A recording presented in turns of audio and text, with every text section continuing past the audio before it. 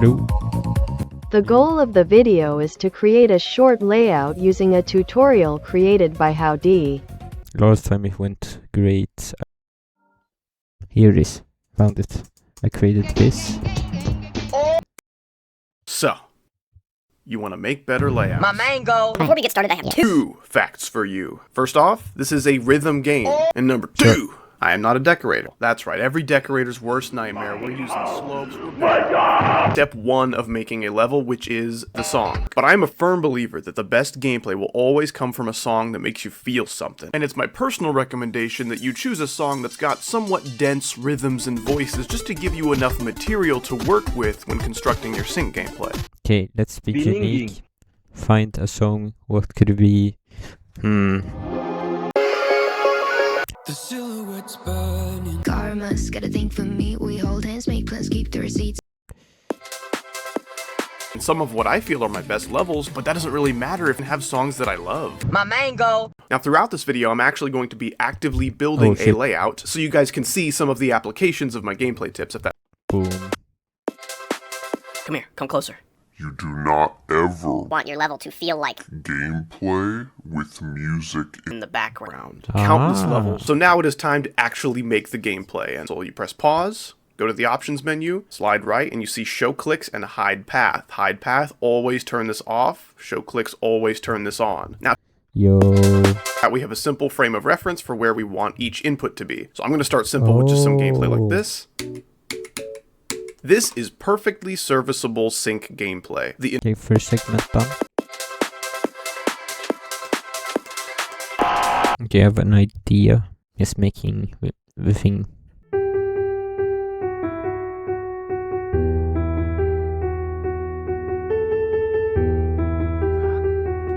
If you listen to the finer details of what's happening with the instruments and the rhythms and the voices, it can give you a lot of interesting ideas for how to spice things up. So this first input, for instance, notice how there's a bass note behind the lead melody for this first note?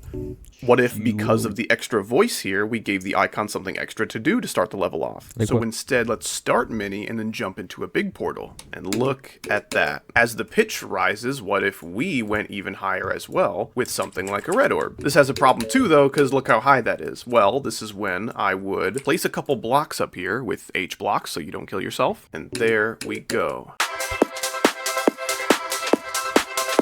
This is when show clicks and your editor trail really come in handy. Hi Gongsius. So you have just created your fun little bit of cube sync gameplay. Good job, but where do you go from here? Well, if I were Howdy, I'd tell you to use that measuring trick one more time to see where you're gonna end up. Let's just use this as a break time. Slopes are not your enemy, but they can be a little unpredictable if you don't know when and where to use them. So what I'm doing now, I will just dub the Howdy.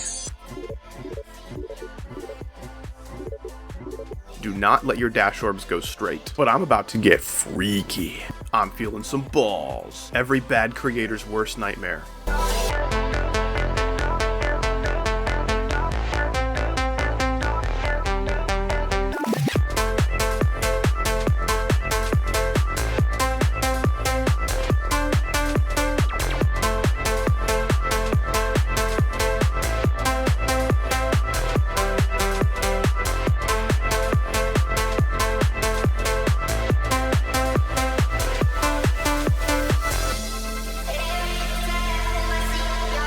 Now, if you ever hit a roadblock with where you'd like to take your gameplay for the next part, don't worry, happens to everybody. Just stop, listen to the next few beats of the song, and try to picture in your mind what you want that to feel like.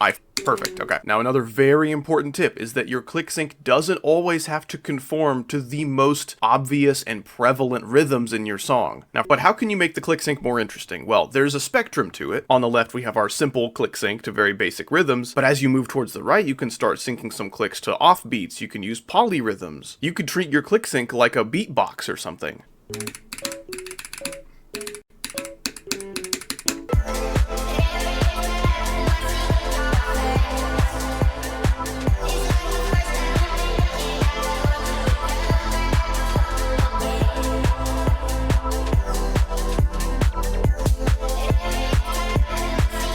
Yes. I hate that timing. Okay, let's fix it. Bevco fixed.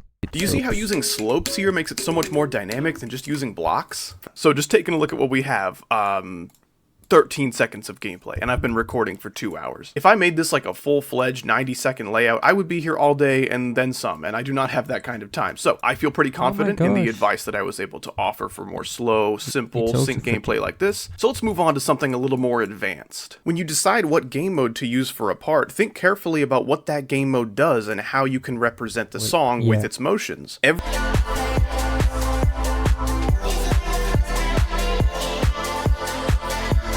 When I say you don't want your level to ever feel like gameplay that happens to have music in the background, this is what I'm talking about. This could not feel less connected to our song. 2,000 years later. I will show you the end result, I guess.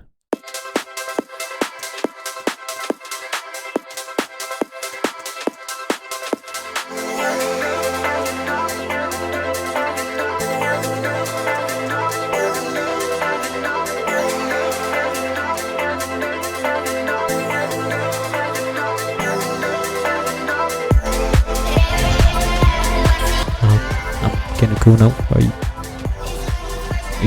If you want to see the original video, take the right video, I think.